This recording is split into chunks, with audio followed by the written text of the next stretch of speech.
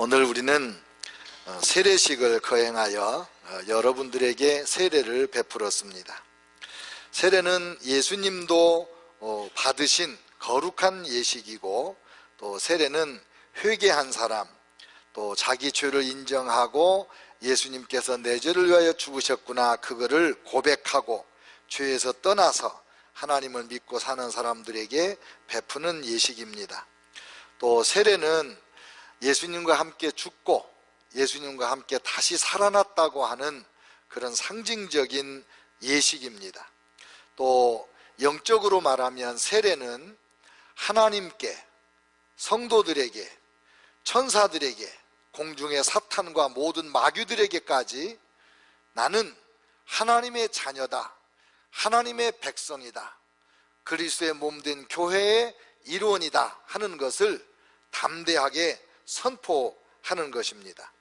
오늘 세례를 받으신 여러분들과 우리 청소년들에게 하나님의 이 크신 은혜가 충만하게 임하시기를 축원합니다. 그런데 우리 기독교가 회개하고 세례를 받고 이렇게 하지만은 비난받는 내용이 있어요. 그게 뭐냐면, 예수 믿는 사람들 아주 편하다, 실컷 죄 짓고 나서 하나님 I'm sorry, 잘못했습니다, 그렇게만 하면 다 용서된다고 한다. 그러니까 죄 짓고 가서 회개하고 죄 짓고 가서 회개하고 얼마나 편하냐, 이런 비난을 받는 것입니다.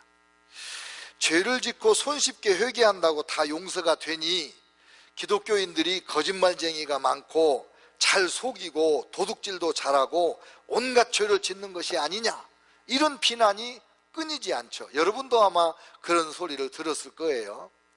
어떤 예수 믿는 청년이 술을 먹으니까 같이 마시는 안 믿는 청년이 말하기를, 야, 너는 교회 다니는데 왜 술을 먹냐? 괜찮아, 내일 교회 가서 회개하면 돼, 이런다는 거죠.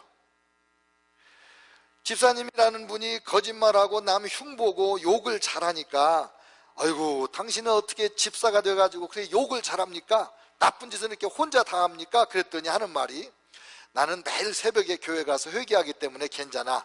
그리고 죄가 큰 죄가 생기면은 주일날 대예배 때 회개하면 돼, 그런다는 거예요. 이게 진짜 회개일까요? 이게 진짜 예수 믿는 사람들의 생활일까요? 유대인들이 말하기를, 회개하기 위하여 죄를 짓는 사람들과 회개를 많이 하고 나서 항상 새롭게 죄를 짓는 사람들은 용서받지 못한다. 이게 유대인들이 믿는 용서받지 못할 죄인 거죠. 그러니까 지금 이런 비난은 성경적인 회개에 대한 오해, 하나님의 용서에 대한 오해에서 나온 것이라 그 말이죠.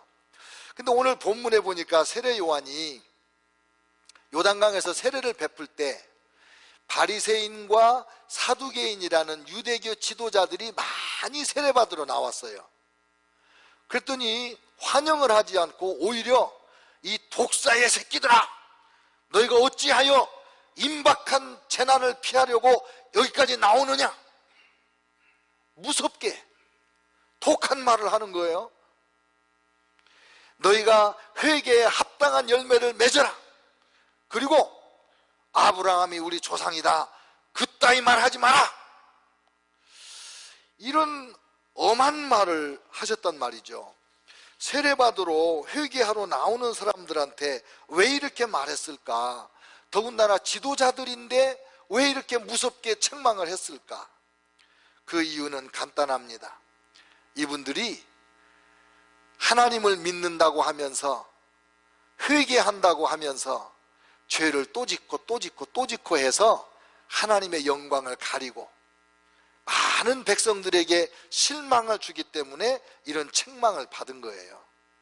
그러면 바리새인과 서기관만 이런 문제가 있는가? 이것이 우리의 문제가 아닌가? 우리도 오늘 세례를 받은 분들을 포함해서 이미 세례받은 우리들까지도 죄 문제를 해결하지 못하고 또 죄를 짓고 또 죄를 짓고 그러고 있지는 않는가 하는 것이죠. 그러면 바리새인은 누구고 서기관은 누구, 사두개인은 누구인가 좀 살펴보지요. 이 바리새인들은 유대교 교인들 중에 아주 경건한 소수 지파입니다. 제일 많을 때 한 7,000명 됐다고 그래요. 제일 많을 때. 이분들은 하나님 말씀대로 사는 일에 목숨을 건 분들이에요. 하나님 말씀을 1.1획도 틀리지 않고 그대로 지키려고 얼마나 애를 쓰고 노력을 했는지 모릅니다. 그래서 이 바리새인이었던 사도 바울이 뭐라고 말했냐면, 율법의 의로는 내가 흠이 없다. 내가 하나님 말씀대로 사는 일에서 조금도 어긴 일이 없다라고 자신 있게 말할 만큼 바리새인들이 그렇게 살았단 말이에요. 우리 예수님도 인정을 했어요. 너희가 바리새인의 의로운 만큼 의롭지 못하다면 결단코 천국에 들어가지 못하리라. 적어도 천국에 들어가려면 바리새인들만큼은 의로워야 된다라고 예수님이 인정해 준 이 바리새인들이에요. 훌륭하죠. 근데 왜 이 사람들에게 이렇게 무섭게 말했을까? 그 이유는 천사도 믿고 영적인 실제 귀신도 믿고 죽었다가 부활하는 것도 믿고 내세도 믿고 이런 바리새인들인데 왜 이렇게 혼났는가? 외식과 교만 때문입니다. 하나님 말씀대로 열심히 살면서 우리같이 못 사는 사람들은 사람 취급을 안 하는 거예요. 무시하고 멸시하는 거예요. 그리고 자기들이 하나님 말씀대로 뭐 좀 착한 일을 할 것 같으면 나팔을 불어댑니다. 누구를 좀 도와주겠다 그러면 음식을 나눠줄 걸 들고 가가지고 나팔부터 불어가지고 내가 지금 음식을 나눠줍니다 동네방네 알리고 나서 음식을 나눠주니 없어서 얻어먹는 사람들이 얼마나 비참하겠어요. 은밀하게 도와주지 않고. 그러니까 이런 외식과 이런 교만 때문에 바리새인들의 신앙이 하나님 앞에 온전히 인정받지 못하는 거예요. 그러면 사두개인들은 누구냐? 이분들은 성경에 나오는 제사장, 서기관 이런 분들이 사두개파에 속하는데, 이 사두개 사람들은 천사도 안 믿고 영도 안 믿고 내세도 안 믿고 죽으면 끝난다고 하는 그런 신앙을 가진 유대교파예요. 이 사람들은 이 세상에서 먹고 마시고 이 세상에서 권세를 얻고 재물을 얻고 그게 최고예요. 그러니까 로마에 아부해가지고 백성들을 압제하고 세금을 많이 걷어서 착복하고 이런 나쁜 짓을 하는 세속적인 권세자들이 사두개파 사람들이에요. 이 사람들은 하나님 앞에 혼나 싸죠. 권력 지향적이고 물질적이고 현세적이었으니까. 그러면서 이분들이 또 무슨 얘기를 했냐면, 아브라함이 우리의 조상이다. 지금 세례요한이 아브라함이 우리 조상이라고 하는 말을 하지 마라 그랬잖아요. 이게 무슨 말이냐면요, 이 바리새인과 사두개인들 뿐만 아니라 유대인들은 아브라함의 공로를 믿어요. 아브라함은 하나님에게 선택받은 사람이고, 아브라함은 하나님의 친구고, 아브라함은 하나님하고 너무 친밀했고, 그래서 하늘나라에 아브라함의 공이 엄청나게 많이 쌓여 있어서 아브라함도 유대인들이 다 써도 그 공을 다 쓸 수가 없어요. 그래서 아브라함의 후손이라는 말은 무슨 말이냐면, 우리는 아브라함의 후손이기 때문에 어떤 죄를 져도 천국에 간다, 그렇게 믿는 거예요. 아브라함의 공로 때문에 배가 안전하게 항해할 수 있고, 아브라함의 공로 때문에 철을 따라 하늘에서 비가 내리고, 아브라함의 공로 때문에 모세가 하나님 보좌 앞에 나가서 10계명 계명을 받아왔고, 아브라함의 공로 때문에 다윗왕의 기도가 응답됐고, 아브라함의 공로 때문에 우리가 아들 딸 낳고 잘 살고 농사 잘 짓고 살고, 모든 것이 아브라함의 공로야. 그러니까 회개가 진짜 의미가 있어요, 없어요? 회개 안 해도 상관없어요. 그러니까 세례 요한이 말하기를 아브라함이 우리 조상이라고 말하지 마라, 그 말을 한 거예요. 여러분, 요즘에도 우리에게도 이것이 해당되지 않겠어요? 어떤 기독교 종파는 이단이죠. 우리는 예수님을 믿습니다. 예수님 공로로 우리 죄 용서 받았습니다. 예수님을 믿기 때문에 십자가 보혈로 우리의 모든 죄가 용서받았기 때문에 우리는 간음을 해도 괜찮고, 거짓말을 해도 괜찮고, 사기를 쳐도 괜찮고, 도둑질을 해도 괜찮고, 심지어 살인해도 우리는 천국 갑니다. 그렇게 믿는 이단들이 있어요.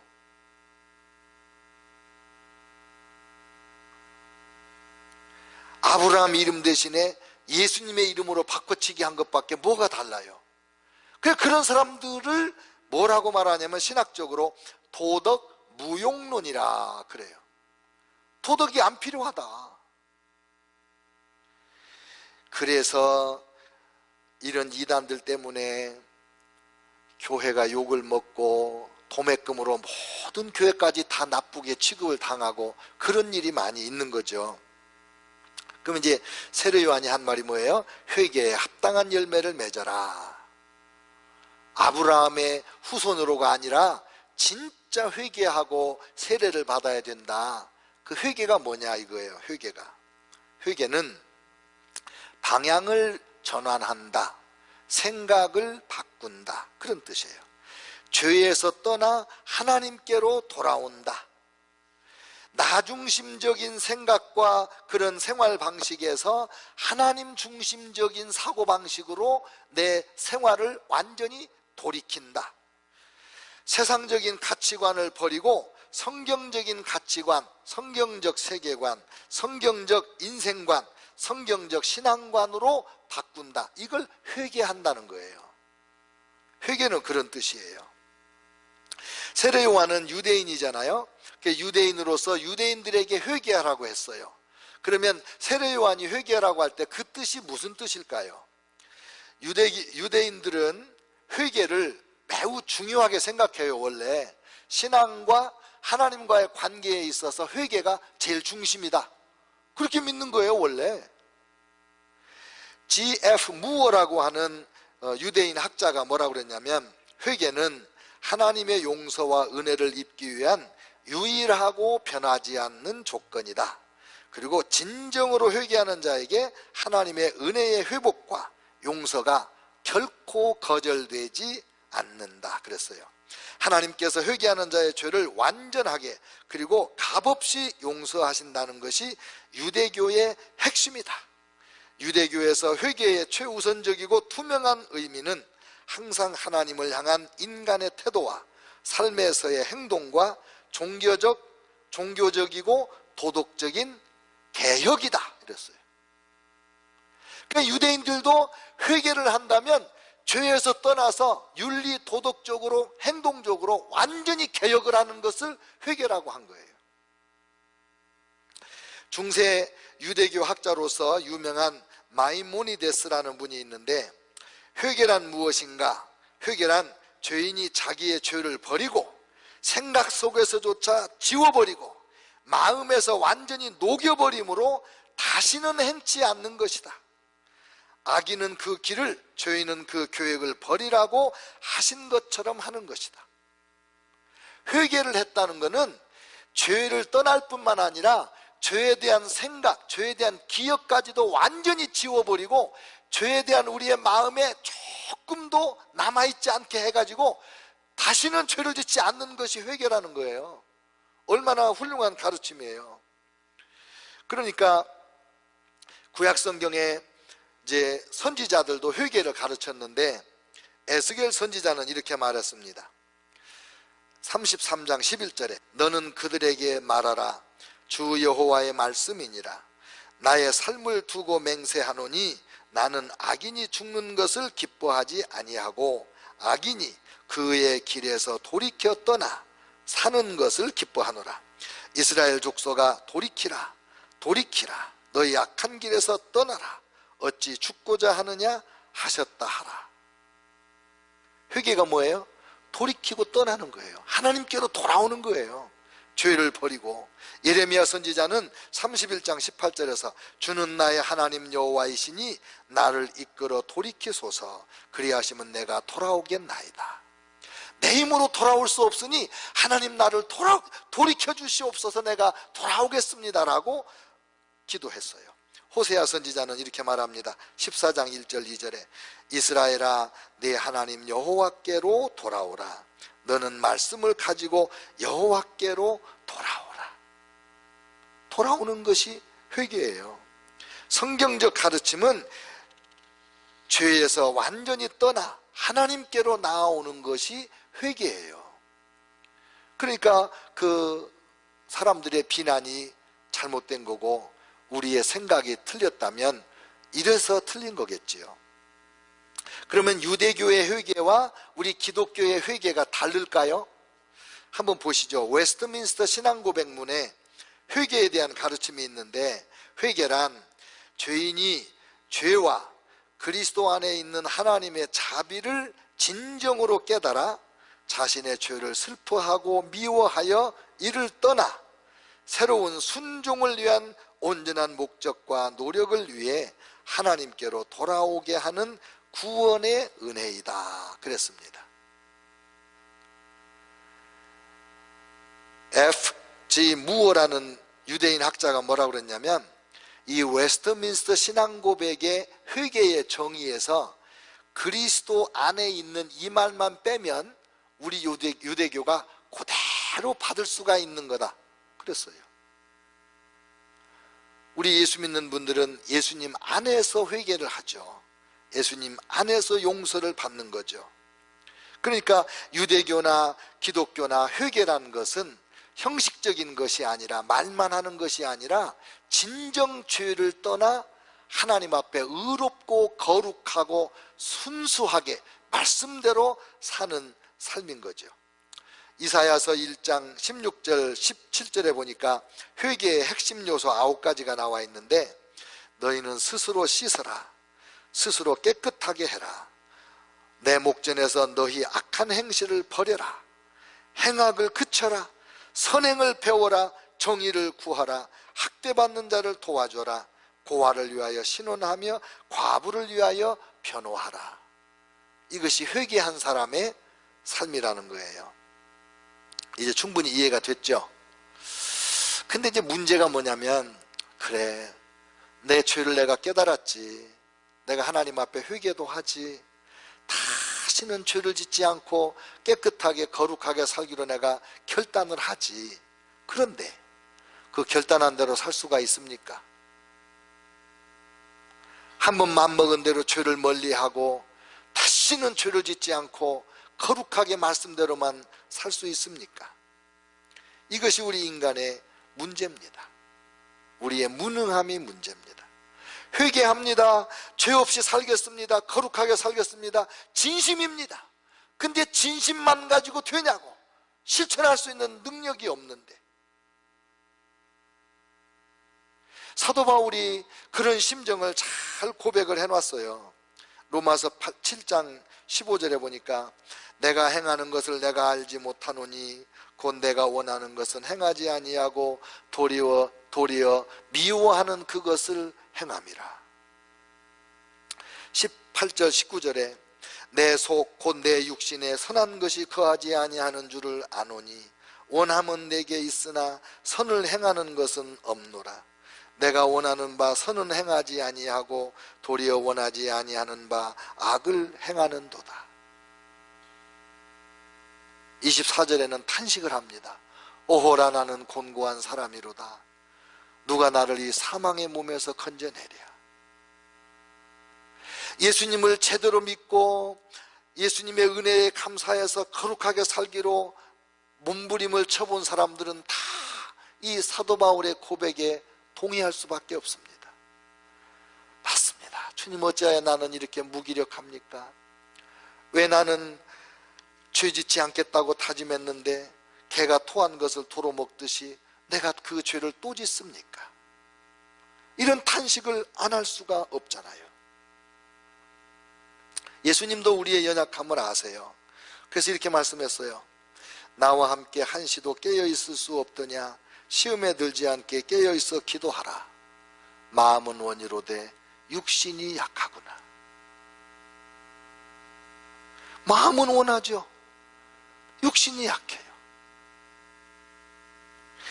그러면 회개에 합당한 열매를 맺으라는 이 말씀이 얼마나 어려운 말씀입니까? 실현 불가능한 말씀 아닙니까? 내 힘으로 죄를 떠날 수가 없는데 나보고 죄를 떠나라고 하고, 내 이름으로 내 힘으로 의롭고 거룩한 삶을 살으라고 하시는데 그렇게 할 수 없는 것을 주님도 아시지 않습니까? 불가능한 것을 요구하시는 하나님, 정말 하나님 날 사랑하시는 겁니까? 이렇게 탄식하고 정말 몸부림칠 수 있는 그런 상황이잖아요. 근데 여러분, 오늘 본문에 보니까 세례 요한이 회개하라고 하면서 그런 말을 해요. 나는 너희에게 물로 세례를 베풀거니와 내 뒤에 오시는 이는 나보다 능력이 많으시니 나는 그의 신을 들기도 감당하지 못하겠노라. 그는 성령과 불로 너희에게 세례를 베푸실 것이요, 이랬어요.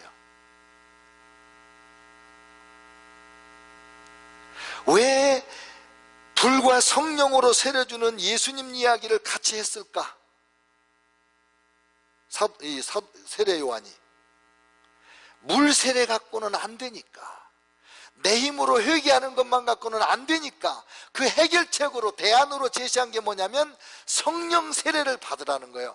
예수님이 베푸시는 성령 세례, 불 세례를 받을 때 진정한 회개와 진정한 죄를 떠나며 거룩한 삶을 살 수 있는 성결한 사람이 될 수 있는 그 은혜가 거기 있기 때문에 그렇게 하신 거죠. 그래서 세례 요한은 자기가 물 세례 주고 회개케 하는 이 사역이 미완성이라는 걸 알았어요. 예수님이 오셔서 불세례, 성령세례 베푸실 때라야만이 제대로 회개가 되고 의인이 된다는 것을 알았어요.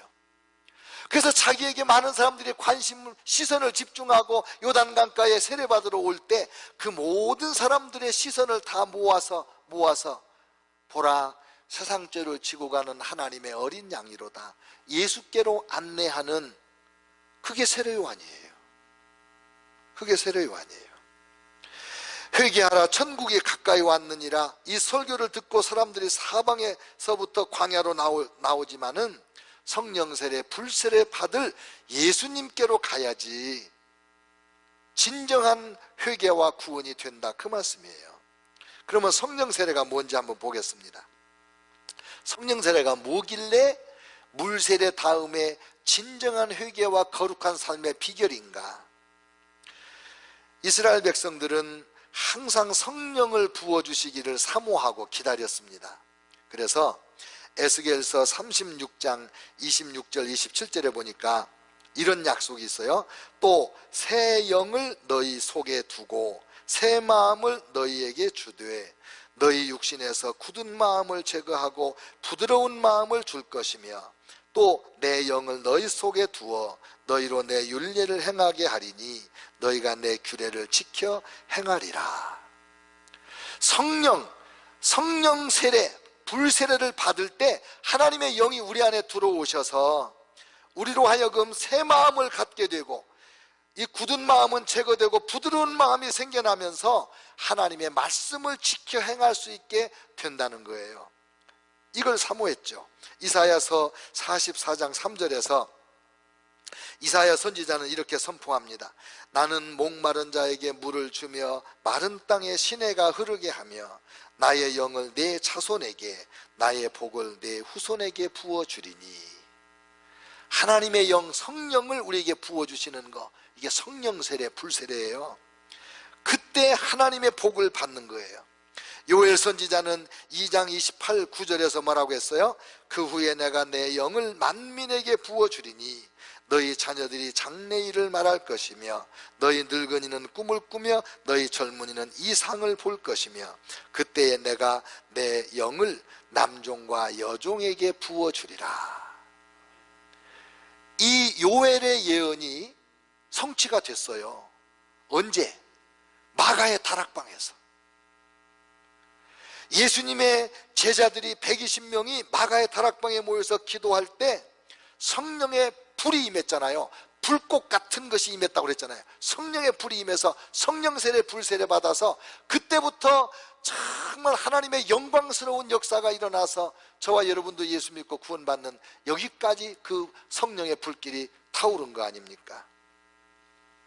성령의 불을 받으니까 생명을 얻게 되고, 성령의 불을 받으니까 용기 100배하고 담대해지고, 성령의 불을 받으니까 능력이 임하고, 성령이 임하니까 연약함을 극복하고 성령의 능력과 권세로 살게 되고, 성령이 임하니까 거룩하고 진실하고 사랑과 겸손으로 충만하고, 죄와 어두움은 딱 잘라낼 수 있는 그런 삶으로 변화되는 거죠.